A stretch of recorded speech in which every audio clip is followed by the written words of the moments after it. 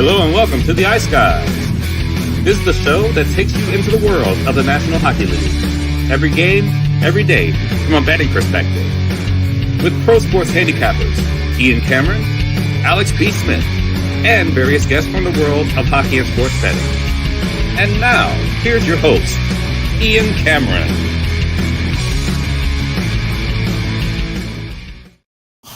Welcome to the Ice Guys, presented by Boston Hemp Inc. Monday, April 15th. Ian Cameron, Alex B. Smith will be here momentarily, and we've got Brett Skalski, our Monday guest on the Ice Guys show, back with us after being away last week. And Mikey is back in the house once again for a Monday show. So we're happy to have a full house here on this Monday edition of the show. Let's get right into Sunday's recap very quickly. It was obviously a light slate, 4 games. We started with Seattle, St. Louis, playing for exercise. Final home game angle comes through as the St. Louis Blues get a 4-1 win against Seattle there. Colorado, Vegas. Talk about just making sure it's not always what you bet, it's how you bet. And for me, that's made all the difference in the world with Colorado, Vegas, where I thought Colorado, I thought they would start strong. They did. I actually thought they would win the game still. But I definitely was pretty confident in the fact that they would start strong yesterday, and it was just a beautiful first period. Swept the board in the first period of that Golden Knights game with Colorado puck line. Colorado team totals over 1 and 1.5, both cashed, including the best bet on the show. The first period over. I mean, it was just an absolute tremendous result in the first period. Swept the board with that first period. What I didn't see happening was Colorado coughing up the lead once it got to 3-0. And I don't know, as alarming as the Winnipeg loss was, and that was alarming, I don't know, blowing a 3-0 lead, that's pretty darn alarming too, going into that third period. So that was a very, very unfortunate loss for Colorado, and that just puts a bow on what was a brutal weekend for the Colorado Avalanche between the shit kicking they took on home ice against Winnipeg, and then that third period collapse against Vegas last night. And all of a sudden, the Avs Twitter is Adrian Dater, who says on Twitter that they're as pissed as they've been in a very long time and as concerned as they've been in a very long time. The defensive play, not good enough. The goaltending, not good enough right now, especially if you're going to hope to make a run in the NHL level. So I think when you look at this Colorado team, they've got some shit they got to figure out, some soul searching to do. You certainly are going to have to ramp up your game tenfold when the playoffs begin this weekend, if you're going to be able to beat the Winnipeg Jets and ultimately make that run deep into the playoffs that you hope to. So just a dreadful collapse by the Avs, but credit to the Golden Knights. They're never out of a game at home. They kept battling. They got that. Once they got on the board 3-1, that's really when the game turned. I mean, 2 shots on goal in the third period for Colorado. Wow, just an absolutely dreadful ending to that game for the Avs. We saw Carolina get the job done against Chicago 4-2. It was a split for me. First period over, falls short. Full game over, though, does get home. And Carolina gets the victory. A spirited effort from Chicago and certainly a solid start. And congrats to Frank Nazar for his first NHL goal in his first NHL game. That was definitely the highlight for Chicago. But Carolina put the clamps down in the third period, turned it up a notch, and Chicago couldn't match it. Turning a 2-1 deficit into a 4-2 win. And then crazy game, entertaining game for 2 teams playing for exercise and heading to the golf course come the weekend, Arizona and Calgary. That was a wild one, back and forth, defense optional. And Calgary comes back multiple times from deficits to get the 6-5 win in that game. An unfortunate loss for me with Arizona. We did have the team total, though, at least with the Coyotes. And we did cash a ton of props in that game. Gunther, Josh Doan, the bargain bin special at plus 450 comes through. So it was still a pretty solid betting result for me overall with that game, other than the Arizona money line not getting home. But you could tell in that third period, 4th road game on this trip in 6 nights, kind of caught up with the Coyotes a little bit. They looked like they were running out of gas third period last night. And Calgary ends up coming back to get the win. Alex is with us now. Alex, what did you think of Sunday?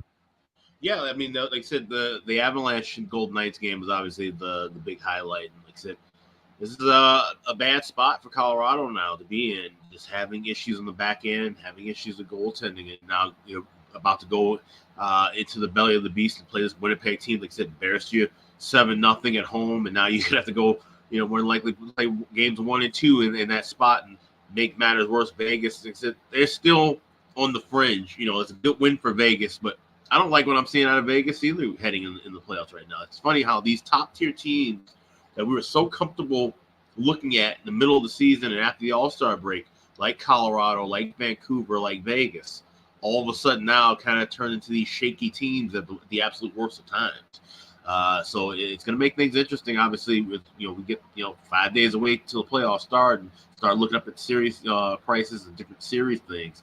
Those are three teams that I'm more than likely. I mean, Vancouver, I already stock invested in with Western Conference and Stanley Cup Final, but Colorado, I've already said it. I'm looking to fade Colorado, and I think they lose that first round series.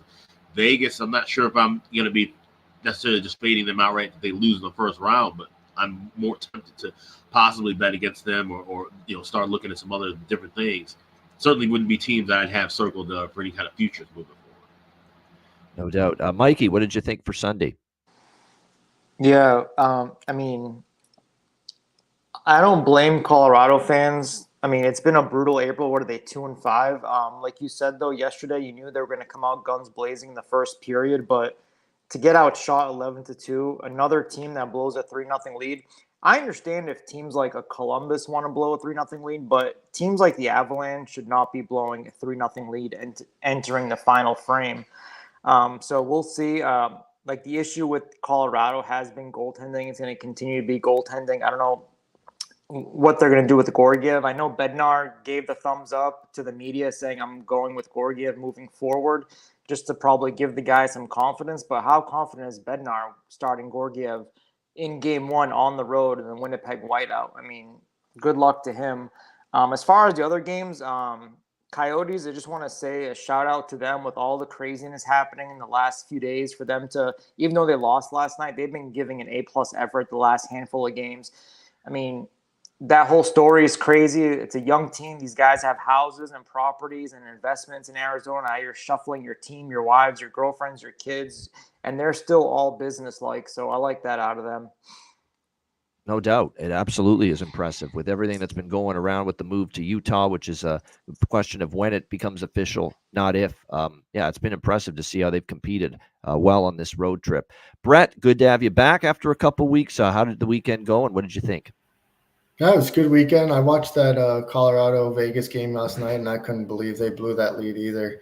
You got to be definitely need to be concerned going into that playoff series with Winnipeg. Other than that, really just looking forward to tonight and tomorrow's betcast with this Eastern Conference playoff chase going nuts right now with all these teams still in the mix. So yeah, looking forward to that big time. No question. It's going to be a fun betcast tomorrow night. We'll promote it a little more later in the show, but just a reminder, it's a Patreon exclusive live betcast tomorrow night. So if you want to tune in and you want to join us on the stream, the only way to do so is patreon.com/iceguys and become a Patreon member for just $10 per month. All right, the Monday card, we've got 8 games, and what a grouping of games we have at 7 p.m. Eastern time. We've got actually that was 5 games at 7 Eastern, and then the one at 7:30. And all but Buffalo Tampa doesn't have a whole lot on the line, but everything else, there's something on the line. And at 7 Eastern, we have Washington, the Islanders, Pittsburgh, and Detroit, all battling for that final wild card spot. And in the case of the teams other than Detroit, also battling for the 3rd spot in the Metro. They're all in action at the same time tonight. So what a night this is going to be. We're going to get the hopefully a little bit more clarity, at least, with the playoff picture. And we'll begin with Boston, Washington. Bruins -155, road favorites, 5.5 the total here in this game. I was rewarded with Washington Saturday against Tampa Bay. First period and full game money line split. First period full game over, although I had more on the first period over in that game. Noting the Tampa first period over run, and obviously it's now 21-5. We'll get to that probably with their game later on, but no question about it. Washington, that was a team showing urgency, team showing desperation, solid victory for them against Tampa Bay. This is going to be a little bit more difficult, and for me, this is a little bit tougher to pull the trigger on Washington. At this price, I could only take Washington. This is a team that's playing for their season. I'm not fading them as a +135 home underdog. Simple as that. But this is not as easy for me to actually back Washington either, because you're playing a better defensive team. You're playing a team that's still got a lot to play for in Boston, trying to nail down the Atlantic Division. Florida's not totally out of the equation there yet as far as the division is concerned. And we just saw Boston and what they're capable of doing on the road against a team that desperately needs the win to keep their playoff hopes alive. They went into Pittsburgh, took care of business against the Penguins on Saturday night. So there's definitely, you can't put it past Boston that they can't do the same tonight here against Washington. We know Boston's still the better of these two teams, Washington fighting for their lives, but motivation-wise and the fact you're getting plus 135 as home dogs with Washington, I'm not fading them in a spot like this with the motivation supreme on their side. But I'm not as bullish on backing Washington here tonight like I was against Tampa Bay on Saturday. I think I'll sprinkle just a little bit on Washington, but nothing substantial. Other than that, maybe I could be talked into the draw potentially. This is one of those deals. Everyone's in their own race. Boston for the division. Doesn't have anything to do with Washington and vice versa. So this game could be cagey, could be competitive, could be tight. So I could make it. This is definitely a draw candidate, although there's other spots for that I like more on this card. But definitely draw and Washington, the leans here for me. What do you think here, Alex? Bruins, Capitals. I like this draw quite a bit. I grabbed plus 340 at FanDuel. Last meeting went past regulation. Go back to the meeting before that. Now that crazy, just sloppy game that Boston played ended up being 3-0. That game could have easily been a 1-1 battle and just kind of coasted throughout.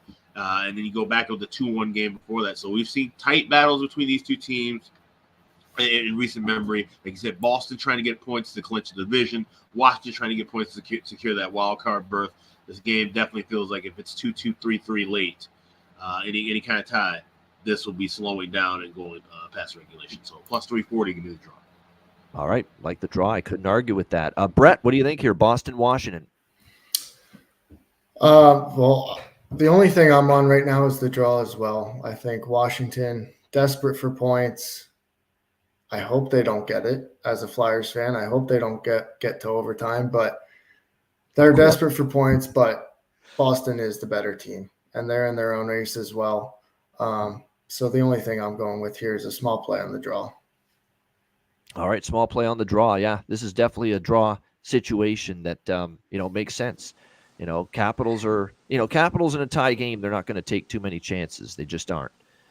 If it's tied late. And this is very much like what we saw with the Islanders on Saturday afternoon against the Rangers. Once that was 2-2 after Panarin tied it, it was just, okay, guys, let's take it down here a little bit, and let's make sure we at least get the points secured and solidified. And that's the approach this game might take, especially from the Washington perspective, if it's tied late in the third. Mikey, what do you think here? Your Bruins against Washington. Yeah, so each team, they have 2 games left. If the Bruins secure the division, their gift is they get to face Tampa. So that's awesome. It's hard to truly figure out what this team wants besides wanting to play good hockey heading into the playoffs. The month of April has been great. It's been a great test for Boston. The first week, they faced a desperate Nashville team trying to secure their own playoff spot. The 3 games after that, it was Carolina, Florida, Carolina again. A couple days ago, they headed to the Igloo to face another desperate team trying to secure a playoff spot. And the Bruins are 4-1 this month. They seem to have matched the intensity of its desperate opponents for the most part. I mean, Washington may not be as a tough test compared to what they faced in the last couple of weeks, but it's still another desperate team in and out of the last playoff spot. In my opinion, the only way Boston loses this game is if they're uninterested. So if Washington is able to score 3 or 4 goals and Lindgren stands on his head, that's the recipe for a Washington victory. Washington may have to, even though Washington scored 4 against Tampa, prior to that, 2 goals or less in 8 straight. There were some teams in the mix, like the Buffaloes, where they should have scored way more than 2 goals. So a part of me wants to back Washington at a nice plus money price, but it's just hard to know Boston's mindset heading into the last 2 games. Personally, deep down, and this is just my opinion, I don't think they want anything to do with the President's Trophy. I mean, I could be wrong, but you also can't play Russian roulette and try and force yourself to face a particular team. Both options aren't great. You're either facing Toronto or Tampa. I know they've had their luck with Toronto, but I'm sure they would rather face Toronto than Tampa. But This is a tough choice. Deep down, I want to take a shot with Washington. Just the way Boston's played in April, I mean, they're matching other teams' intensities. I don't think I want to go against them right now. Yeah, I mean, Boston, this is one of those games. Boston can win. Washington can win. Nothing would shock me. Nothing at all would shock me here. Regulation, draw, overtime, nothing would shock me here. Because Boston's better than Washington. They just are. And there's still that nugget of the Atlantic Division that could have them, ready to play. And if they play well, they're probably got a good chance to beat Washington. Why? Because they're better than Washington. But if just that little extra drive tonight for those loose puck battles isn't there for Boston, and it's clearly going to be there for Washington because their season's on the line, then that opens the door for the Capitals. And we have seen the Capitals play them tough here in the past. So, like I said, I think I'll probably sprinkle just a little small, tiny bet on Washington. I felt better about Washington Saturday against Tampa Bay than I do tonight. But it'll be a small bet on Washington, and I'll grab a little piece of the draw here as well. I'm a little leery of the total. I know 5.5. I want to jump on an over usually, but I don't know about this game. Washington's going to play pretty tight here. I know the Tampa game was a good over game, I thought. I'm not so sure about this one. I could see this one being a little bit of a cagey affair. Swayman and Lindgren, by the way, confirmed as your goalies. For props, I like Zacha and I like Heinen for Boston. Zaka's been very good, piling up points, scoring goals. And Danton Heinen, I mean, comeback player of the year for Boston. That's the team's Masterton Trophy nominee this year. Danton Heinen for a great bounce back year. And then for Washington, I mean, I'd go Ovechkin. Maybe throw a couple bucks on. He's starting to heat up again. Sonny Milano, maybe for the Washington Capitals, who's gone in and out of hot streaks this year. All right, another team battling for playoff positioning, although they're in a much better spot. Third in the Metro, 90 points, and could really take a big step forward to clinching a playoff spot tonight with a win against the New Jersey Devils, and that is the New York Islanders, who are minus 120 road favorites, 6 the total here in this game. We'll see how this one goes. The Islanders, one thing we know, and we saw it with the Rangers, with Montreal last week when the Islanders played in that game. They don't make it easy, okay? They rarely do things very, very easily and make it a nice, comfortable night, relaxing night for their fan base. It's just rarely the case with them. Even the 2-0 win, last weekend against Nashville, that was a tight game all the way. That's probably what this one will be, even though New Jersey is kind of playing out the string. They've shut down Jack Hughes, as we've talked about, for the rest of the season. You would think there's this gap in motivation right now, and certainly gap in terms of the quality of these two teams. New Jersey's been pretty bad here down the stretch, just 2-6 in their last 8 games. But when you look at New Jersey here going into this one, this is their final game of the season, their final home game as well of the season. And this is a division rival. Doesn't the Devils, for one night, don't the Devils want to step up and try to play spoiler? You would think there's going to be that onus to do that here in this game. They were good enough to beat Toronto, although, as I said, after the recap of that game on Friday, a lot of it was Toronto's the author of their own demise. They had a terrible defensive game. They almost gift-wrapped the game for New Jersey. So I didn't want to give New Jersey too much credit for that. But I think, when it's all said and done, I think New Jersey's going to put up a battle, but obviously I'm still not taking New Jersey. The Islanders have found ways to win. Wouldn't shock me if they find ways to win, and it really wouldn't shock me if they find a way to win beyond regulation. Give me the draw. We're going back to the draw island. Give me those Islanders one more time. Draw in back-to-back games has hit in New York Islanders games. 2 straight games have gone past regulation against Montreal and the New York Rangers. Why not a third straight here? And again, if this is tied late in the third, no screwing around. Patrick Waugh is going to say, you don't fucking dare turn that puck over in the neutral zone. You don't dare turn that puck over in the offensive zone and give them a late odd man rush in the dying minutes and just blow a point that you have if the game goes to overtime. Smart, safe hockey. If it's tied late in the third, chip and chase, get the puck in deep, change your lines, get the next group out, and just make sure you get the point secured. That's the way it's going to be done if this game's close late. So draw for me here in this one. It's the Islander way. Won't be easy. It'll be a hard attack and a half for the fan base, but they'll go to overtime, and who knows who will win it. I think they'll probably find a way to win it, the Islanders, in overtime. I'm not going to lay a $1.20 to find out. Just give me the draw here in this one. Alex, Islanders, Devils. So I grabbed minus $1.10 this morning. That was pretty much my cutoff. And I was looking for hoping maybe we find plus money just off of the fact, yes, the Devils are completely out of it, but the fact they've won the last 3 meetings, I thought maybe we would see some money come their way. Like I said, that kind of spoiler spot look. And who's to say that, they might take some money later, but I think Islanders find a way to win, but I'm also on the draw as well. Shop around. 340 at FanDuel is the best price I'm seeing. I am seeing 325 at Bet Online. This is a game that I definitely could see where some books, namely BetMGM, would probably have this one below plus 300, which is something we're not looking for. We always want to get plus 300 or better when betting the draw here. So Isles Devils, I like the Isles to win this one, but I'm also on the draw as well. Yeah, I mean, definitely I lean Isles as far as the side goes. I do think they'll find a way. I just don't think it'll be easy for them, and I think it's got a great chance to go past regulation. And I don't think New Jersey's quitting on this game. I think this is one game where I think New Jersey's going to give it their best and see where it gets them. It's their final home game overall, but final home game. And I can give you how many examples now of the non-playoff teams that have won that final home game. Buffalo, St. Louis yesterday. There's another. Chicago didn't, but I thought Chicago's effort was still pretty good, against Carolina. That wasn't we sucked, we mailed it in, we didn't care. No, that was just Carolina's really damn good. Chicago did bring a good effort, I thought, yesterday. But Buffalo won their final home game as a non-playoff team. St. Louis won their final home game as a non-playoff team. Ottawa won their final home game as a non-playoff team.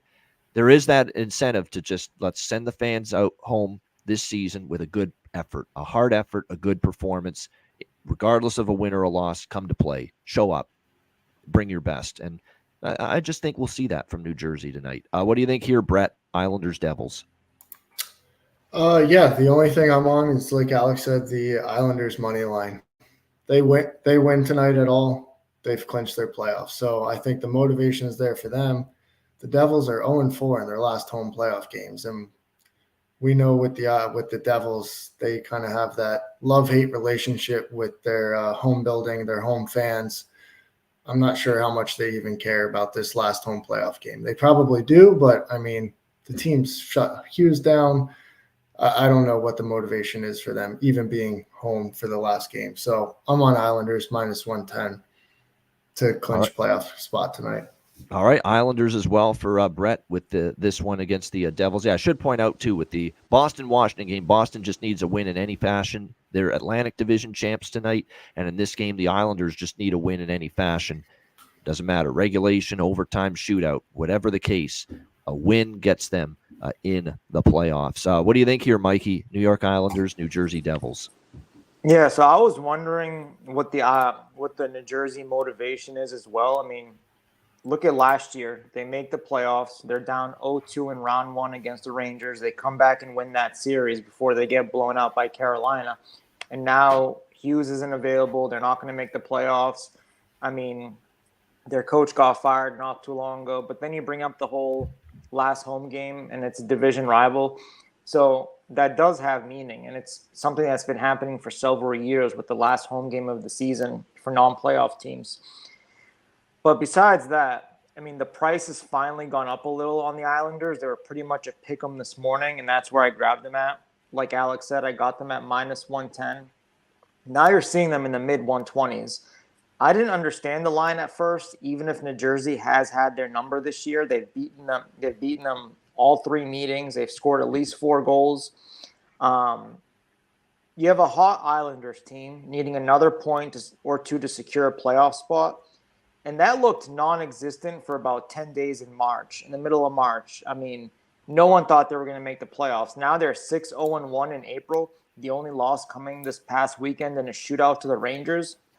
So Isles, they did lose all 3 to New Jersey this season.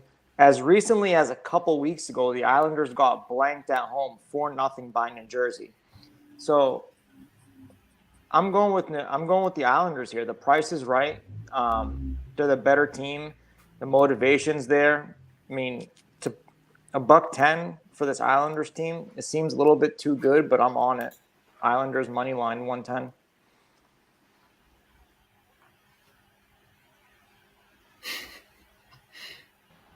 I think Ian might be frozen. I'm not sure. We'll probably see him pop back up in a minute.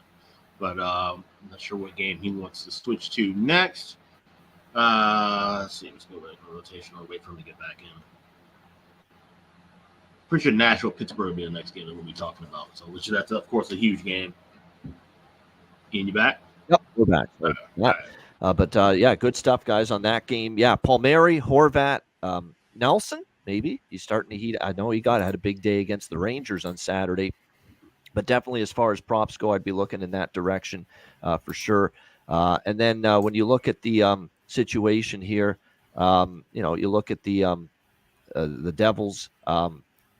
There's not a lot of props actually that stand out to me with the Devils. I think they're going to have a strong effort tonight, but we'll see on that. What do you think? Next up, Nashville, Pittsburgh. We've got obviously big stakes here for the Penguins. They lost control of their playoff destiny on Saturday, which was not kind to the Pittsburgh Penguins, where all the teams are battling with one, and they're the only people that lost on Saturday. So that was an unfortunate Saturday for them. -110 even money, both sides, 6 the total here in this game.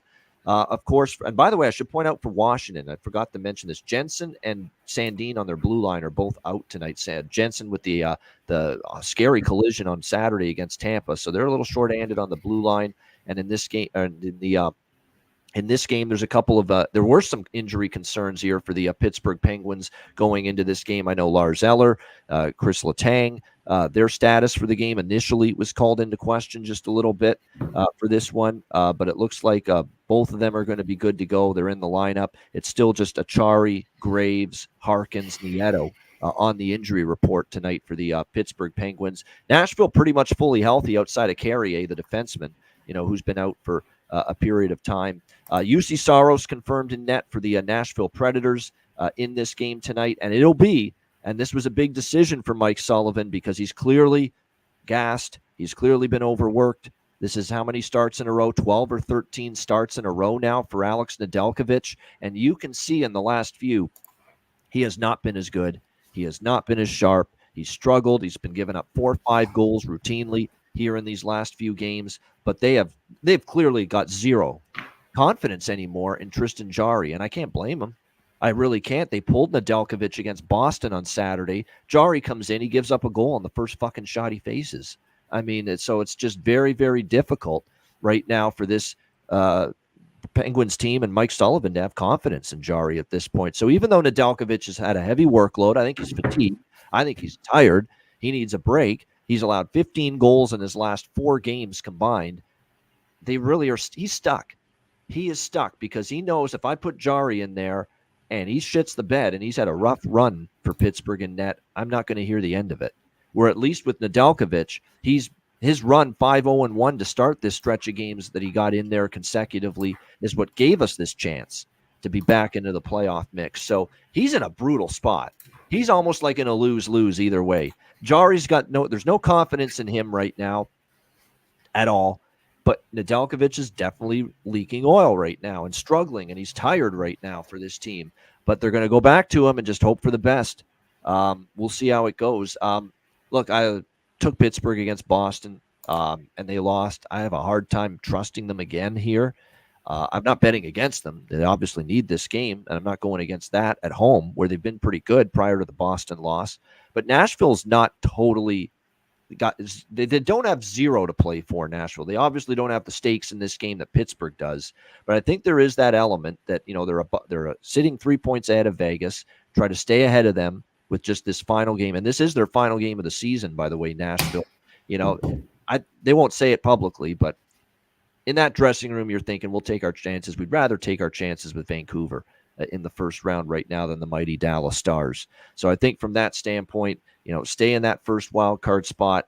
Final game of the season, they're going to be off now until the weekend. So it's not like they need to rest and, load management and all that. No, you leave everything out there tonight. You're not going to play again till the weekend when the playoffs start. So I think Nashville's bringing a good effort tonight here in this game, even though obviously the 2 points are much more vital for the Pittsburgh Penguins. So I would definitely lean to the draw here again. I hate to be repetitive, but the draw is of consideration for me here in this game. I do want to point out with Saros for the Nashville Predators, he has given up 4 goals in back-to-back starts coming into tonight. He gave up 4 against Winnipeg, where they lost to the Jets at home in overtime.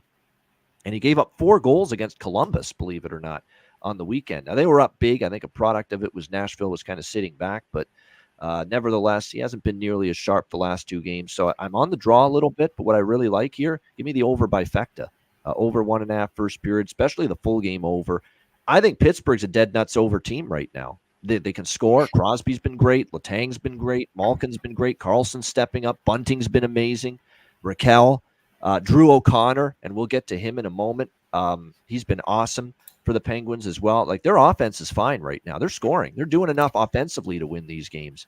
But right now, their defense is still suspect. We saw against Detroit, they won a shootout 6-5. We saw against Boston, another game where they got lit up, gave up 5 goals. And Nedeljkovic, like I say, his play has declined as the workload has increased. So I don't know if they're shutting Nashville down. I could see Nashville scoring. And, you look at this game for Pittsburgh, I could definitely see them scoring as well, because that's what they do at home. They score goals, and I think with Nashville, they've been prone to give some up here in the last few games down the stretch. So definitely like the over by Fecta in particular here in this Predators-Penguins game. Alex, what do you think here, Nashville-Pittsburgh? I'll be looking at both of those overs as well, but looking for them in game. I think we'll be able to – I think because of the fact that this is such a big game still for Pittsburgh, I think they try to slow things down a little bit early. And like I said, Nashville, not much to play for. Maybe they just kind of take things slow for the majority of the game, potentially. So I think we'll have time to grab plus money on the first period over, grab 5.5 at a better adjusted price for that full game over, and then we see things start to open up as we get deeper into the contest. There is a player prop that I will be talking about later on in the bargain bin with this contest. Yep, no doubt. There's some good player props, certainly for Pittsburgh. Bunting, yes. Crosby over 1.5 points, Bunting to score a goal, Bunting, point or even go one step further over 1.5 points. And yes, Drew O'Connor, who's been great. There's just all kinds of great options here as far as props for Pittsburgh. And for Nashville, look, Pittsburgh's desperate. They need the game. But again, if they're going to win, they're going to probably win by scoring goals, and they could still give up some because right now their defense and their goaltending is suspect. So I think with Philip Forsberg, who needs a hat trick tonight, he needs to score 3 and get a hat trick to hit 50 goals. And it would be only the second time in NHL history a player from Sweden has had 50 goals in a season in the NHL. He wants that mark. He's friends with our guy, Eric Delarose, and apparently he's told Eric that, I'm trying to get that 50-goal season. So everything Forsberg tonight. And do the shots on goal ladder with Forsberg tonight as well.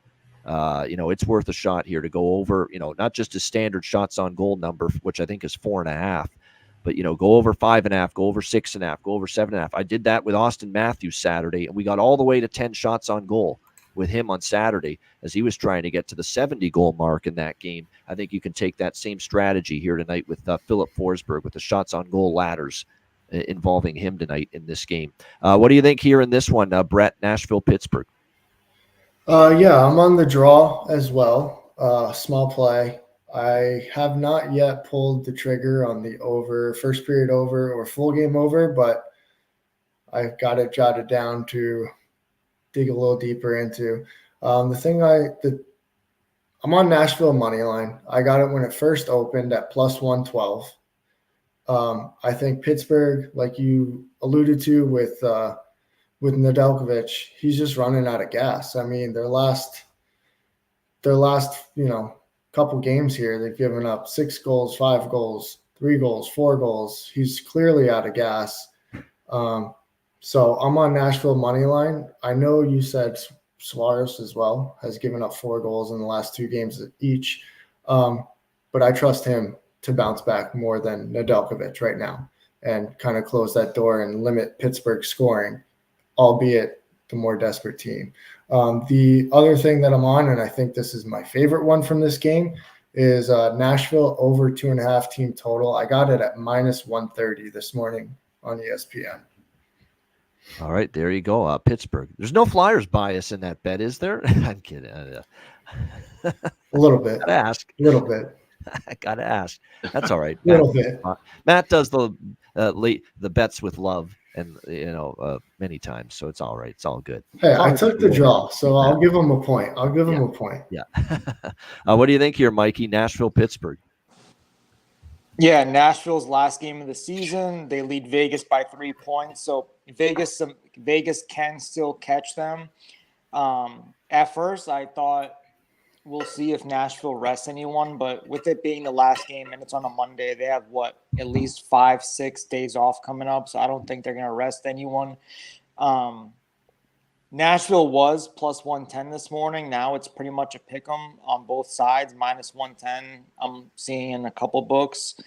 So it was hard to ignore a plus price on Nashville, but now that it's a pick 'em, I do think Nashville has come back down to earth a little bit, especially in the month of April. They are 4-3. They pretty much alternated wins and losses before their last 2 games, where they beat Columbus and Chicago.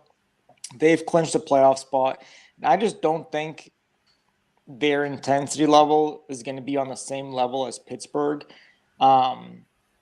Pittsburgh was minus 130, like I said, now minus 110. So money has come in on Nashville. Is it because Eller and Letang missed morning skate? But they're both available for tonight. So I don't know if that had anything to do with it. I don't think so. But Saros is between the pipes, like you said. 8 goals allowed last 2 starts.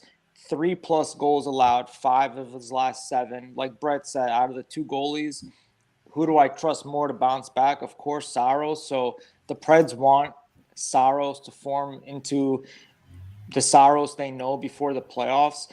The series history doesn't back it, but this could be a sneaky over 6. We saw Boston-Pittsburgh, what was it, a scoreless first period, then 5-6 goals in the second. I think this can easily go over 6. Both are on mini overruns, 6-4 in the last 10. So besides the over 6, I'm on Pittsburgh -1 plus 135. You can get Pittsburgh on the money line minus 110 now, but I did lock in Pens -1 plus 135. I think they find a way to get it done tonight, as well as the over 6. All right, there we go. Pittsburgh and over for Mikey with the Predators and the Penguins. Like I say, it's a great game. Yeah, O'Reilly's been great for Nashville. Like I say, and they're going to look. The one thing that concerns me about Nashville when they get into that first round series is so much is on Forsberg and O'Reilly offensively. Evangelista's actually stepped up too, and Novak, I would put him in there. But after that quartet, are they going to get your Kiefer Sherwoods and some of these other depth forwards to help those guys out? Because, in the playoffs, tighter checking, not as much room and space, time and space out there. What if your top guys are shut down? Where do you turn to if you're Nashville for offense? So that's going to be something to monitor, no question, once we get into the playoffs. But looking forward to that game. Should be an interesting one, no question about it, with the Predators and the Penguins. All right, next up, we've got the Buffalo Tampa Bay first. See, I'm so excited about Detroit playing too. Got to go to Buffalo Tampa Bay first. We've got Tampa Bay -170, home favorites in this game, 6 the total across the board. For the Tampa Bay Lightning, this is not their final home game. They play Toronto on Wednesday night. That's going to be their final home game. But nevertheless, playoff team, so it's not quite as pertinent, that particular angle. Valiant effort from Buffalo against Florida, even though they're finishing out the string and finishing out the season on the road. Took the Panthers to overtime, but they lost, and it was their old former teammate, Sam Reinhart, that did them in overtime, getting the overtime winner for the 3-2 win for Florida against Buffalo on Saturday. But it was a pretty good effort from them in that game. Tampa Bay has already confirmed Vasilevsky as the starting goaltender in net for them here in this game. Buffalo will go with Eric Comrie here in this game, giving UPL a bit of a break. Eric Comrie has not started since March the 7th against Nashville. He gave up 4 goals in that game. So it's been over a month since we've seen Eric Comrie. 1-7, 3.91 goals against average, .864 save percentage for him this season. So tough spot, because Tampa Bay, the one thing they're trying to do, I think, is get Kucherov every point known to man to try to solidify and at least try to further his case for the Hart Trophy. So that's probably definitely prop-wise the favorite look is Kucherov, and not just over 1.5 points. I'm going over 2.5 points, to get 3 points in this game, a Buffalo team that can certainly give up goals at times, and especially you see Eric Comrie's numbers. He's given up nearly 4 goals per game on average. So it's probably an opportunity for Kucherov to get at least 3 points here in this game tonight against the Sabres. As far as the side, nothing on the side for me. Tampa probably should win, although you could maybe talk me into a Lightning team total over here in this game. But what I like the most, you know what it is, 21-5 in the last 26 Tampa Bay games. That's the first period over. 21-5 in the last 26 games for the Lightning. Cashed again against Washington on Saturday. First period over. -120 at BetOnline. It's as cheap as -120 in some spots. I'm a little bit mystified, and the money's poured in on the under here because the full game total went from 6.5 to 6. The juice on the over 1.5's gone down. I truly don't get it, especially when it comes to the first period total.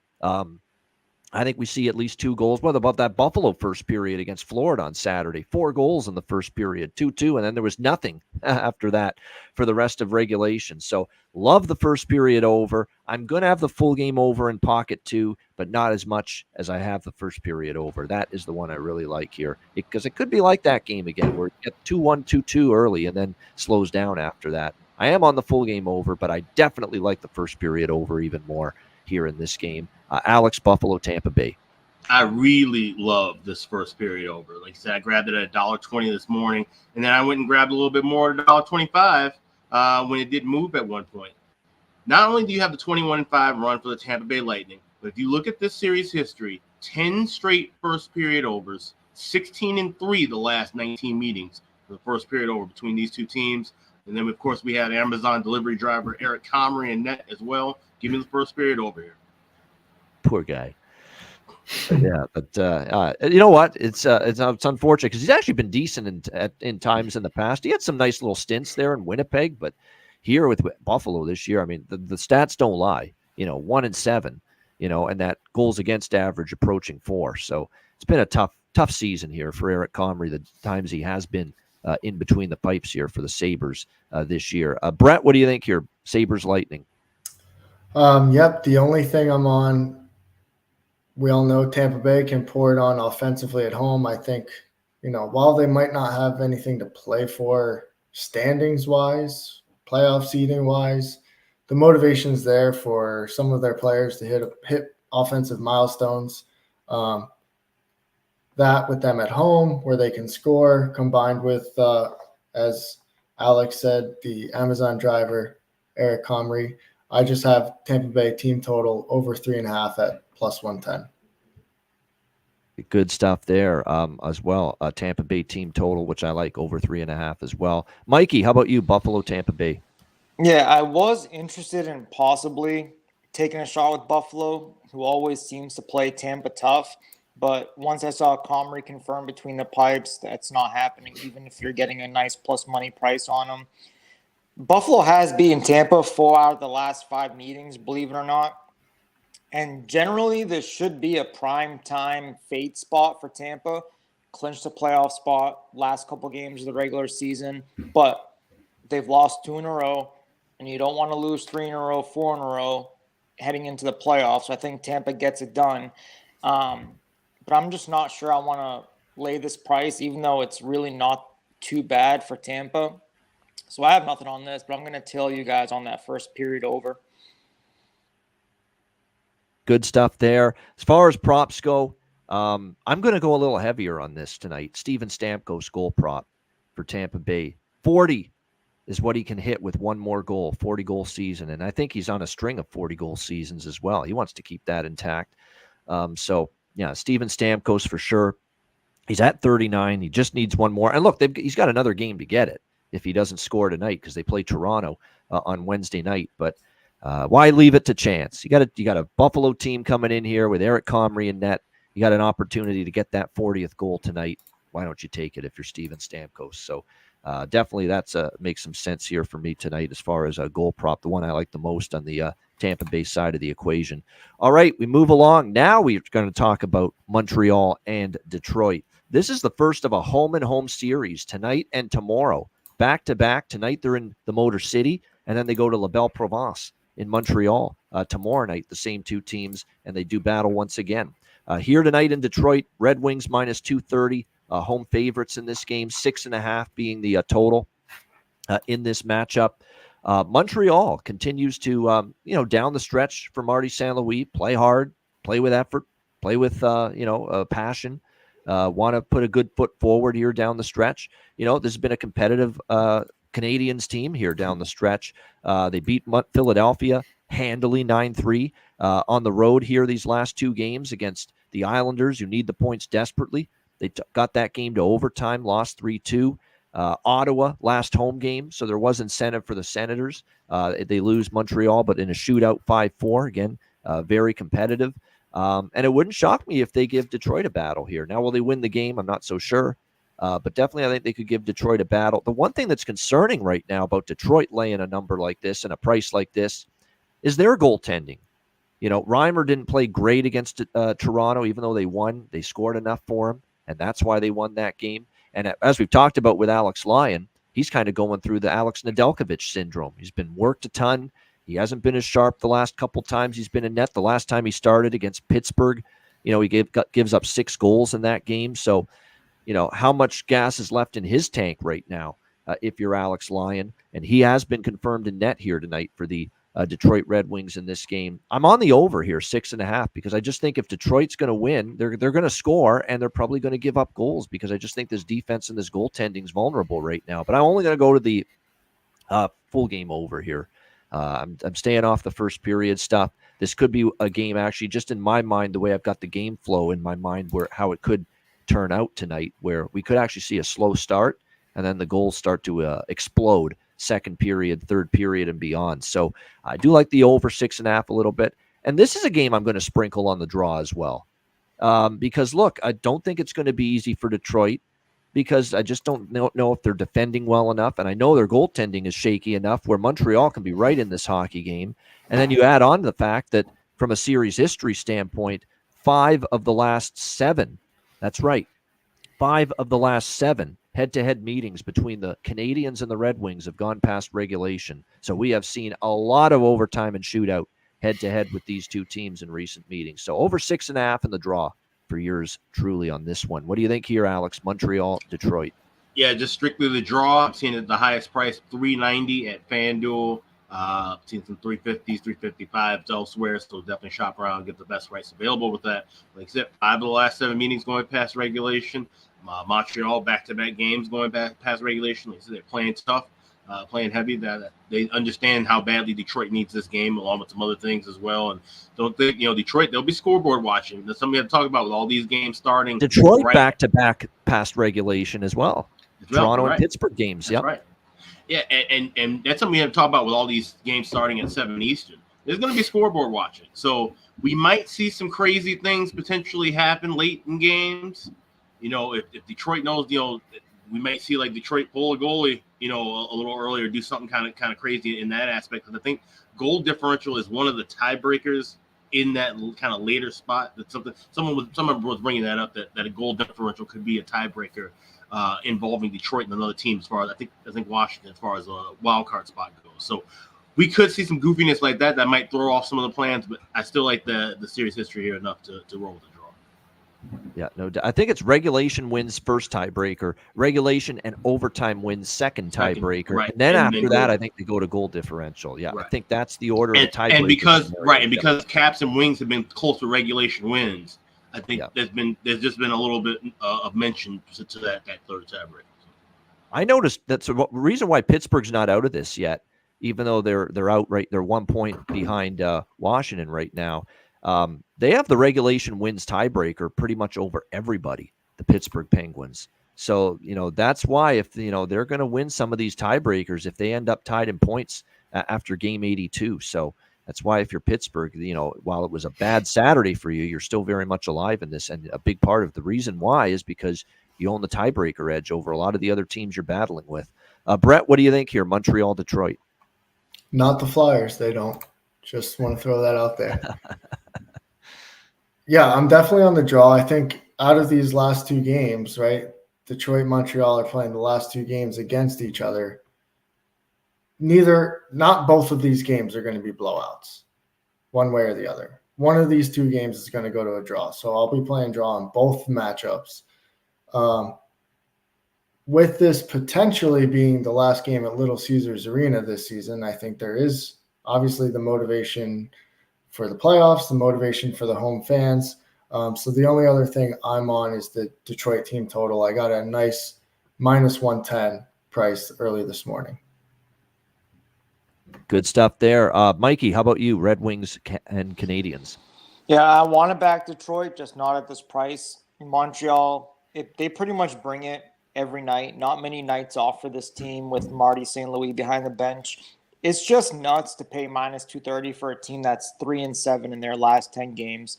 Those wins came against Toronto, needing overtime, Buffalo, and Tampa. I tried to go back and see the last convincing win for Detroit, possibly March 21st against the Islanders. It was 6-3. You just can't trust this team with any lead. Doesn't matter. 3-0, 4-0. I never feel confident with this team.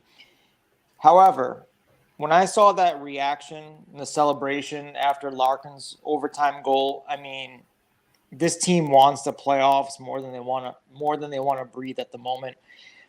They're just so inconsistent. They give up too many goals. They should beat Montreal with what's on the line, but it's just too expensive. You can't do the regulation. I don't trust the -1. So, I mean, if Montreal takes an early lead, I'll be looking to back Detroit. But if this total gets at 6 or lower, I'm going to take a shot with it. I don't know why I'm not confident with the 6.5, but if we can get a 6 or 5.5 live, I'm definitely taking a shot with the over. Oh yeah, I've got pre-flop over 6.5, but Yeah. I will add an over 5.5 or better if it ever shows up at some point during the game with the Habs and the Red Wings tonight. As far as props, this is a good prop game. Slavkovsky, red hot still for Montreal, worth a look. The way he's been playing, obviously, for them down the stretch, still on that top line with Suzuki and Caulfield.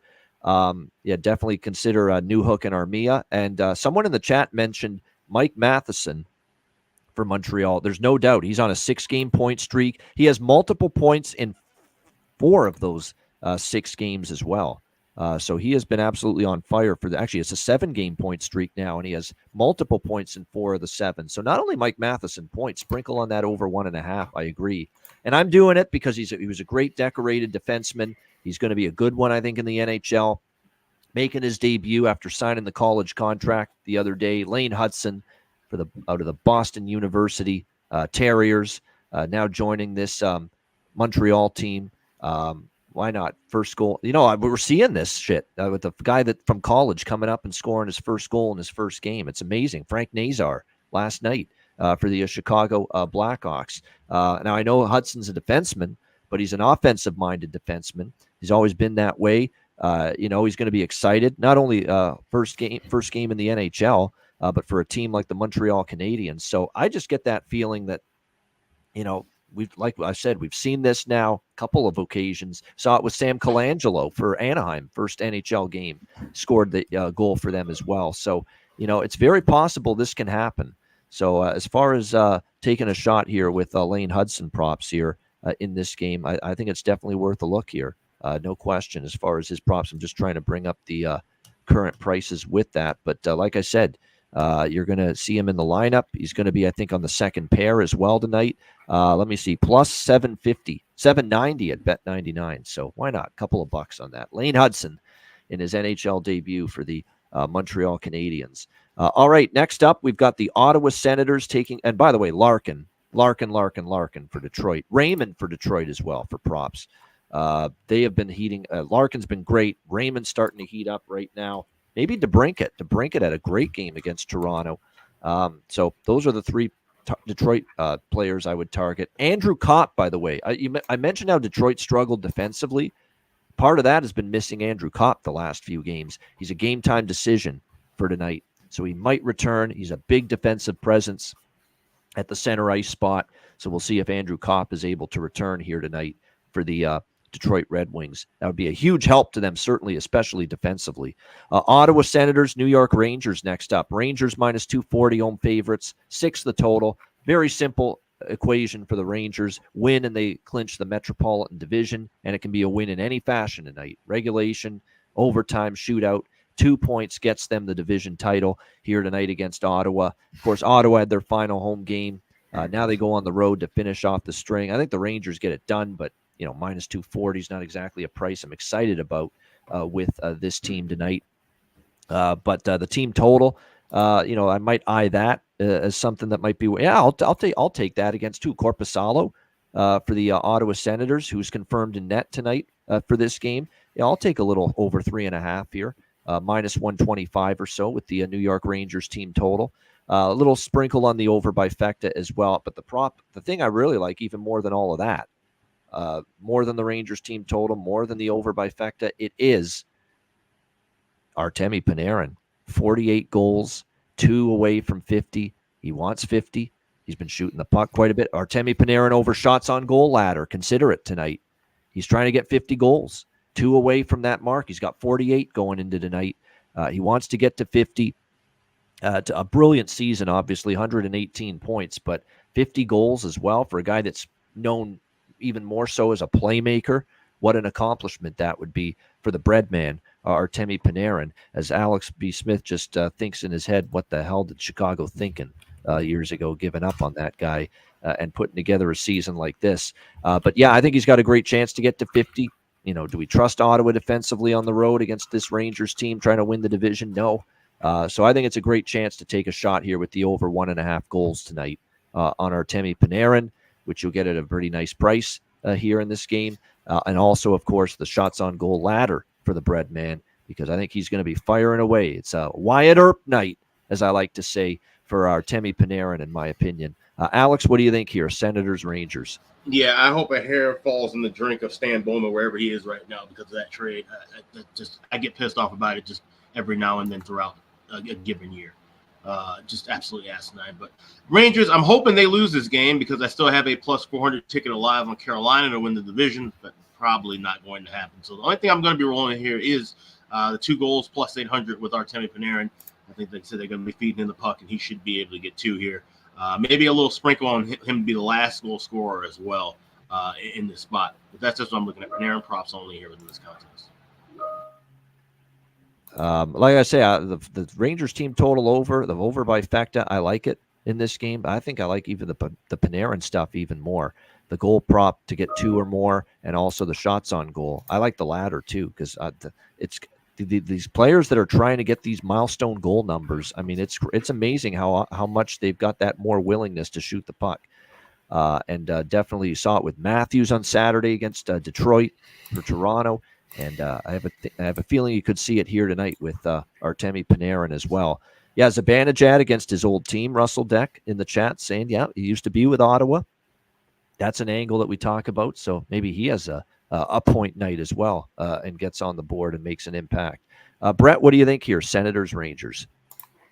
Yeah, the only thing I have here is the Rangers' first period puck line. I think with the notion of them clinching first in the East and locking up essentially their playoff matchup against whichever the last standing of these wild card playoff teams is, I think they'll come out hot. Ottawa is a very slow starting team to begin with, so I'm going to take a shot with small play on the Rangers in the first period, plus 130 puck line. And this is, by the way, this is it for the Rangers as far as their regular season schedule is concerned. So this is their last game, and here we go. And so this is it for Panarin. This is legitimately his last chance, obviously, as well, to get to that 50-goal plateau. What do you think here, Mikey? Ottawa, New York. Yeah, not to repeat how awful that trade was, but they did get Brandon Saad and Anton Forsberg. I mean, quite possibly the worst trade of all time. Ironically, now with the Ottawa Senators. Right, exactly. Team the Rangers are playing tonight. Yeah. Just crazy. If I'm not mistaken, they can actually clinch the President's Trophy and the division tonight with the 2 points because they'll be they're a couple points. They're only 1 point ahead of Carolina, but Carolina's got 1 more. So if Rangers get 2 tonight, they're at 114. So President's Trophy on the line as well. I wish this wasn't the scenario and that the Rangers had already clinched because this is such a nice price on Ottawa, plus 195. They're playing stress-free hockey. I just don't want to step in front of what the Rangers can accomplish tonight. The price is a little bit high for the Rangers. and it's hard to trust this team on the puck line or regulation lately. 6 out of the Rangers' last 7 wins was by just 1 goal. Maybe we get one of those scenarios where Ottawa comes out playing well, takes a goal or 2 lead, and then you can bet the Rangers live because they've been so good coming back from behind.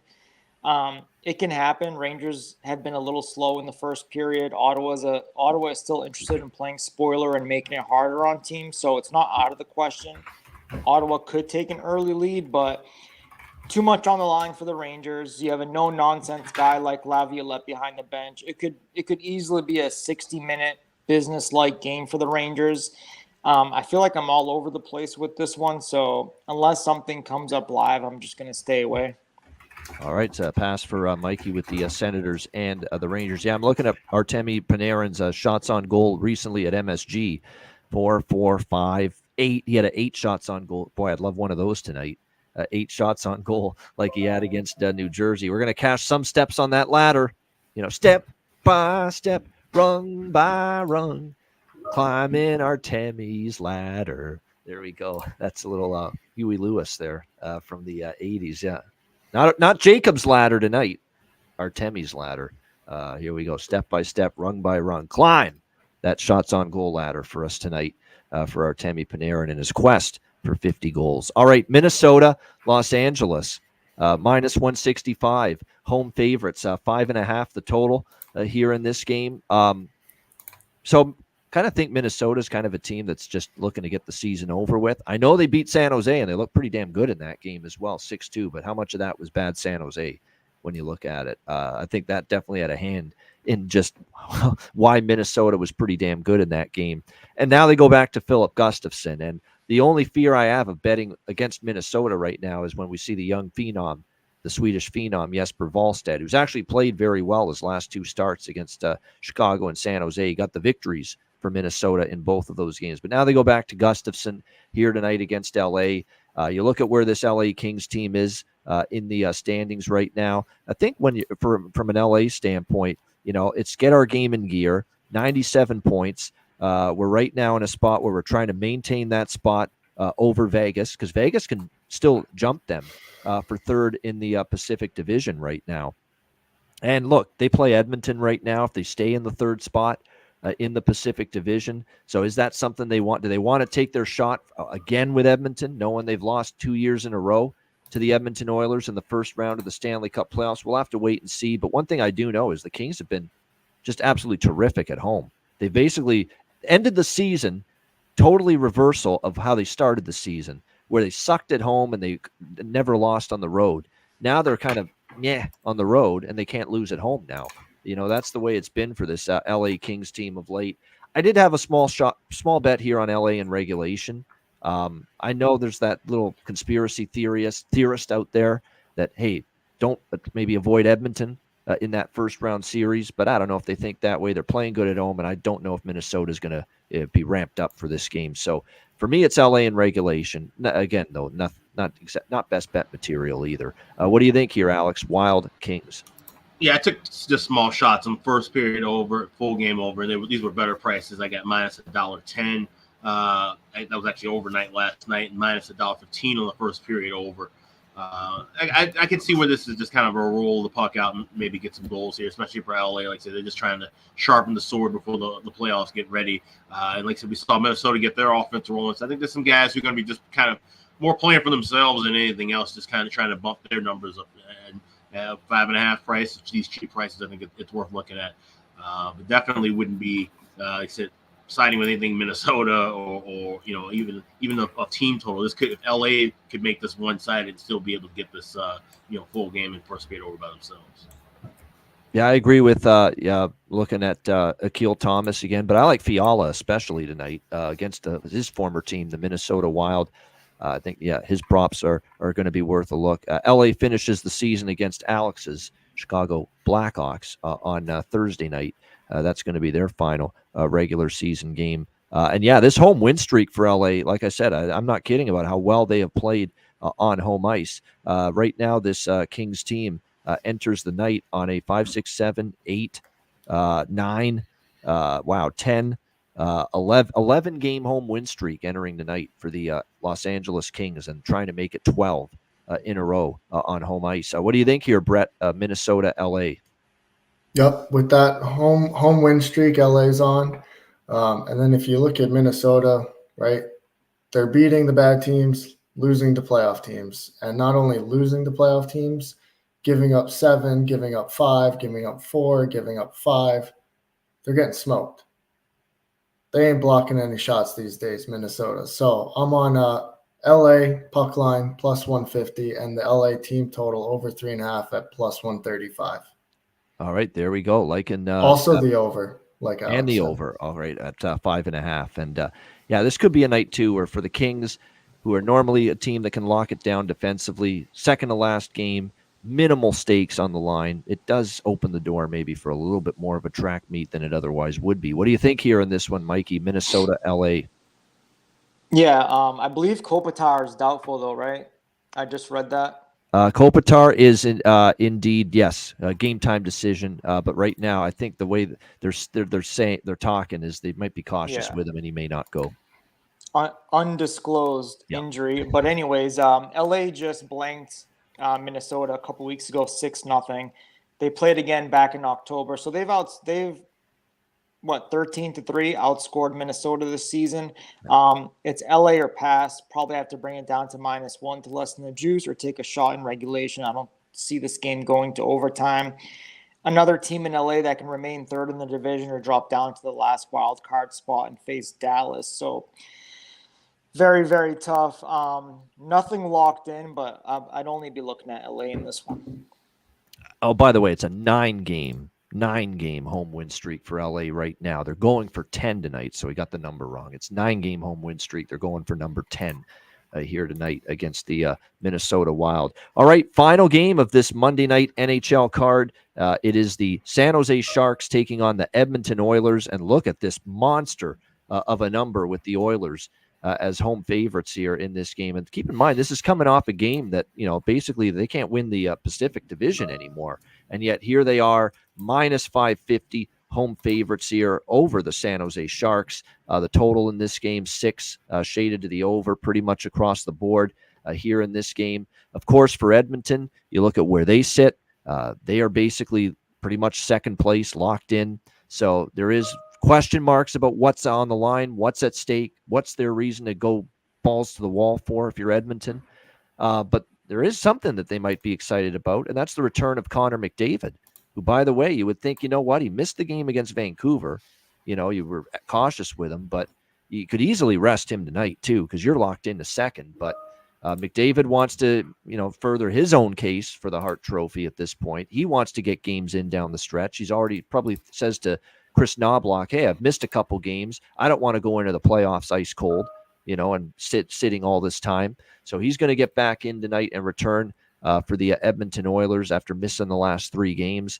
McDavid's back for Edmonton here tonight. Devin Cooley will get the start for San Jose. And the last time we saw him against Seattle, he was absolutely magnificent.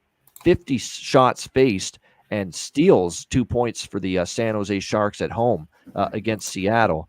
On the road, I should say, in Seattle. But can he do that now against this much more potent offensive team that the Oilers can throw at them? That's going to be the big question here. The fact that McDavid's playing tonight in this game for the Edmonton Oilers tells me that they're invested, a little bit in this game. And if McDavid, is there, the troops will follow. They finish the season on the road after this with a back-to-back in Arizona and Colorado later this week. So to me, this is that fine. It's again, they're going to the playoffs, but McDavid's back. It is your final regular season home game. You go out there and you win. I think if you're Edmonton, you just go out and get the job done. It's not like even if you're at half speed and half heart motivation wise, you could probably still beat this San Jose team, unless Cooley's going to be Devin Brodeur again, like he was the other night. We'll see, but it's going to be obviously a lot tougher for him to be that way. So, this is going to be small bets here because there is that onus of, hey, we're locked into our position here with Edmonton. But I'm going to go with here in this one, a small first period puck line, -110 here in this game. And also going to grab those Edmonton first period, basically what I did with Colorado. with Edmonton here in the first period. We'll go Edmonton team total over 1 and Edmonton team total over 1.5, a first period team total split for me, much like I did with Colorado. Now, look, from a situational and motivation standpoint, I liked it a lot more with Colorado yesterday because they got embarrassed. You figured they were going to start strong, come out firing. They did. They ended up blowing the game, but the start that I was banking on did occur from the Colorado Avalanche yesterday. And I think you get that here with Edmonton, with McDavid back, come out, strong. I don't think they love their game against Vancouver. I don't think they want to go in losing totally either, especially when it's your final regular season home game like this against a team like the San Jose Sharks. So, yeah, the Edmonton team totals in the first period, over 1, minus 140, over 1.5, plus 155 at BetMGM. We're going to sprinkle on both of those as well. What do you think here in this one, Alex? San Jose, Edmonton. This is just going to be a pass for me. It's a big card tonight. There's a couple plays that I really, really love. So, these prices are through the roof for a reason. And even with McDavid, you're trying to look for him, 2 assists, I'm seeing plus 125. So everybody in the world is already betting on him to at least get 1 assist, 1 point, 2 points. So you got to try and be creative with that. So if maybe you tie in, him with some different parlays or other looks tonight. I know there's other player prop parlays people are talking about in the chat. So maybe you just throw, McDavid assist in with something if you like, Kucherov to get points, or if you like Panarin to get those 2 goals tonight. That's probably the only way to kind of attack this. But as far as a standalone game, it's a pass. Don't look now, but look who's also moved up to the top line tonight with Connor McDavid and Zach Hyman, Adam Henrique. So there we go. We've got our perfect classic value player prop scenario tonight with Adam Henrique for the Edmonton Oilers playing alongside Connor McDavid and Zach Hyman on that top line. So you can get Henrique plus 300 at Pinnacle, 290 at DraftKings to get a goal, a very healthy plus 230 to get an assist. And then the point prop for Henrique is only plus 115, at BetMGM, and he's on the top line. And you could even go one step further, maybe try and over 1.5 points with Henrique. I mean, over 1.5 points with McDavid, you have to lay a price. Adam Henrique, his line mate tonight, you're going to get one hell of a nice plus price for him to go over 1.5 points. And certainly he's got that chance when he's playing with, the 2 guys that have been the best players on the team, especially down the stretch here, Zach Hyman and Connor McDavid. What is that over 1.5 points for Henrique? Plus 450 at Bet365. So really good price. That's worth a few bucks at least, no doubt. What do you think here, Brett? San Jose, Edmonton. Yeah, like Alex, this is going to be a full pass for me. I just don't see the much value on anything with these prices the way they are. Yeah, no doubt. Yeah, Russell, my head is doing a prop spin right now. I've got to lay down. Yeah, a lot of props. This is the way it is these final few games. You got milestones. You've got unique situations that you just don't bet for the most part year round. You get these late milestone nights, and the player wants it. He's going to try for it, and it opens the door for some just tremendous opportunities when it comes to player props. Mikey, what do you think here? Sharks, Oilers. Yeah, like everyone said, the price is just minus 500. You can't do anything with that. McDavid at 99 assists. To get 1, it's too expensive. You'll have to go over minus 1.5 at plus 150. But like you guys said, you'll have to get either you take the 2 assists at plus 150 or you get creative and parlay it with a Larkin point or a Yossi point or a Forsberg point, whatever you want to do, but nothing locked in, just too expensive. If you're going to look at anyone for San Jose, I've given up a little bit on Colin Graf. He hasn't done a whole lot since they called him up put him in the lineup from Quinnipiac, but certainly Zetterlund and even more so Eklund for San Jose. They have been pretty solid here, at least at the offensive end here in recent games. And like I said, Devin Cooley in net for the Sharks, and we do project Stuart Skinner for the Edmonton Oilers here in this one. All right, great stuff. What a great show. We thank Brett, who's with us every Monday for the most part, and of course Mikey for joining us here on this Monday show as well. A great show, great discussion. Looking forward to this slate a lot. So much importance with so many of the games tonight in the NHL. And we're also looking forward to tomorrow, where we have our first Patreon exclusive live betcast of the month of April coming your way. And there's the schedule of live betcasts for the rest of the month, including our Patreon exclusive live betcast tomorrow night, Tuesday, April 16th, 7 p.m. Eastern. Also our last betcast of the regular season. So make sure you join us tomorrow night, Sign up at Patreon to make sure you are a part of that betcast tomorrow night. And then, of course, 3 Stanley Cup playoff betcasts starting next week as the playoffs are here. Monday, April 22nd, free-for-all betcast. Thursday, April 25th, Patreon exclusive. And Tuesday, April 30th, also Patreon exclusive. So there you have it. 4 more betcasts left, 3 of them playoff betcasts in the month of April. And for the Patreon exclusive betcast, including tomorrow night's betcast, sign up for just $10 per month. Patreon.com/IceGuys. You get our daily sides, totals, and player props posted on the page each and every day. Goalie charts, totals charts, and more bonus content, plus that exclusive access to all our Patreon exclusive live betcasts. So sign up now. This is the week to do it. Get in there and get on board before the playoffs begin. Patreon.com/IceGuys, just $10 per month. And also check out the Ice Guys store. Deals available right now for our great gear and merch over at iceguys.myspreadshop.com.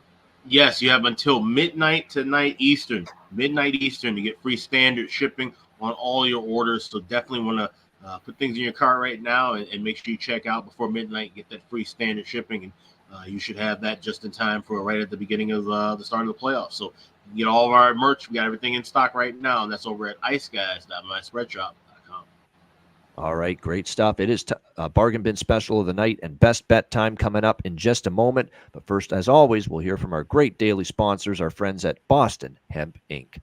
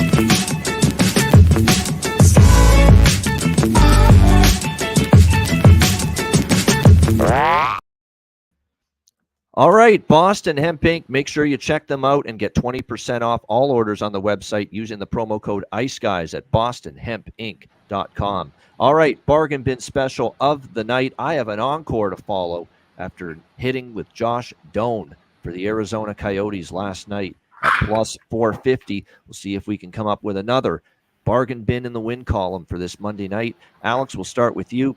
What do you like tonight for the bargain bin special? Yeah, I passed last night, and I said I had one lined up, and I actually did bet this late last night. Looking at the Pittsburgh-Nashville game, we've talked about it all year long.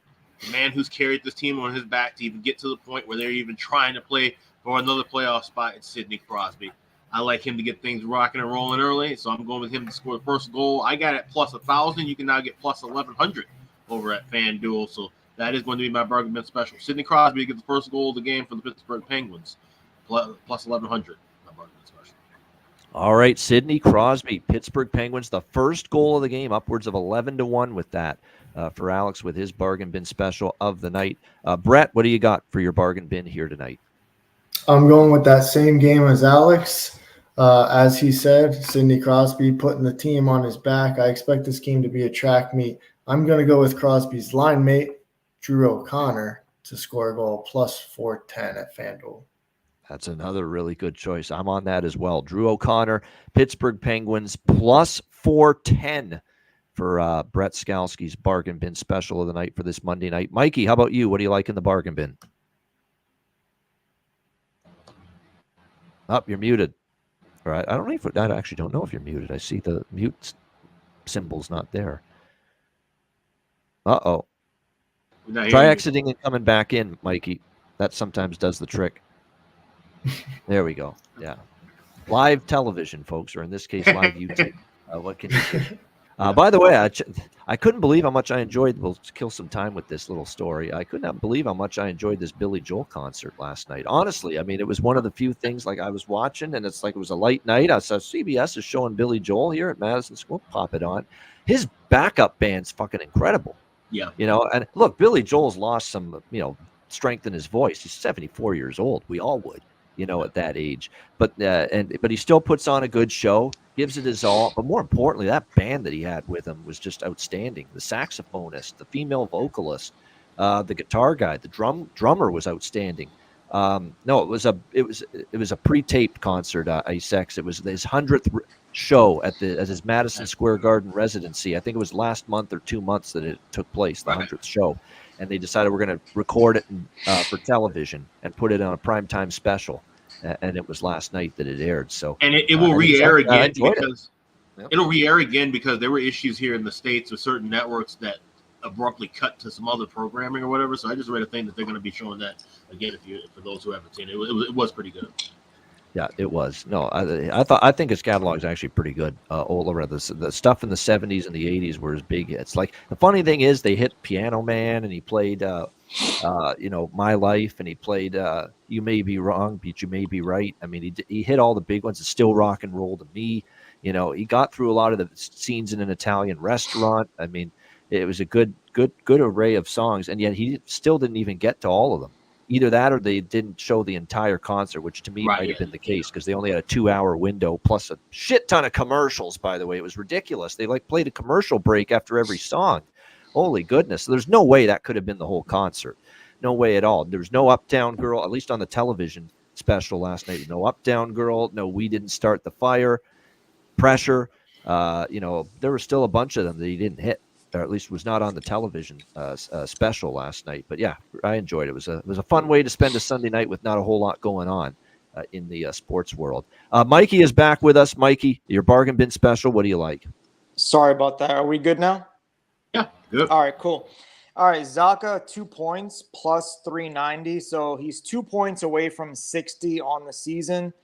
He has 11 points in his last 8 games. PP1 with Pasta, Heinen, Maroon, and Shaddy. Top line tonight with Heinen and Pasta. Jim Montgomery talked about them needing more pace and purpose on their power play. PP1 for him. So we'll see if he can get 2 points, get 60 on the season. So Zaka, 2 points plus 390. All right, you picked a good player because he is feeling it right now for the Bruins. No question. Pavel Zacha, Boston Bruins over 1.5 points plus 390 for Mikey with his bargain bin special of the night. All right, best bets. Alex, what do you like for best bet? Everybody in the world should know what the best bet is. 21-5 run from the Tampa Bay Lightning. 10 straight first period overs between the Lightning and the Sabres. 16-3 the last 19 meetings. And you can get this thing as cheap as $1.20, $1.25. Give me Bolts Sabres first period over. It's my Monday best bet. All right, there it is. Buffalo, Tampa Bay, over 1.5, as low as minus 120 in that first period for Alex P. Smith with his best bet. Brett Skalski, what do you like here, best bet? I think there's a significant difference in motivation and desperation between the Islanders and the Devils. It might not be easy, but I think at the end of the day, Islanders will get the 2 points, so I'm going to take them to beat the New Jersey Devils. All right, there it is. I like it there. New York Islanders, minus 115 to minus 120 against the New Jersey Devils. Best bet for Brett Skalski. Mikey, what do you like for best bet? Yeah, I'm with Brett. Islanders money line minus 110. It's pretty much hard to sweep the same team in your division all season. I mean, if New Jersey wins for the 4th time against the Islanders this year, so be it. I don't think it's going to happen. Islanders money line minus 110 for best bet. All right, there we go. New York Islanders money line for Mikey there. Minus 110 is what he got. Still minus 115, minus 120 readily available. Still good. So still a pretty good price there if you like the Islanders in that game. My best bet, we're going to go to Pittsburgh. We're not touching the side, though. We're going to expect goals. I think Nashville scores against a Pittsburgh defense that's still very suspect. Goaltending from Alex Nedeljkovic, where the last few games it's been a steep decline, steep downturn. I think he's fatigued. He's hit the wall a little bit. Very, very much struggling compared to what he was doing when he first took over as the number 1 goalie, because they started 5-0-1 in his first 6 starts that he took over in net. And the last few games, it's been rough. 15 goals allowed in his last 4 games combined. So I think Nashville gets on the board and scores a few tonight. And I certainly think Pittsburgh can return fire. Offense hasn't been the issue for the Pittsburgh Penguins of late. I think we can get up and over that total. Nashville, Pittsburgh, over 6, minus 115 for my best bet here for this Monday NHL card. That'll wrap up this edition of the Ice Guys. Thanks to everyone for joining us. Hit the like button on the way out. We appreciate it very much. What a huge day tomorrow.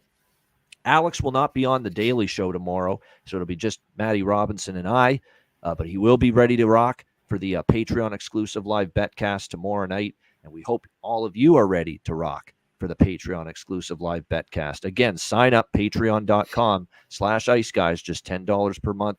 That's your only way and your only ticket into the venue, so to speak, for the Ice Guys live betcast tomorrow night. A reminder, the Ice Guys is live 7 days a week, Monday to Friday, 2 p.m. Eastern, Saturday and Sunday, noon Eastern. And if you can't watch the show live, download the Ice Guys podcast in audio form on all major podcast platforms: Google Podcasts, Apple Podcasts, Spotify, Stitcher, iHeartRadio, Amazon Music, and more. Download the Ice Guys podcast when you can't watch the show live. Great show today from Alex B. Smith, Brett Skalski, and Mikey. I'm Ian Cameron.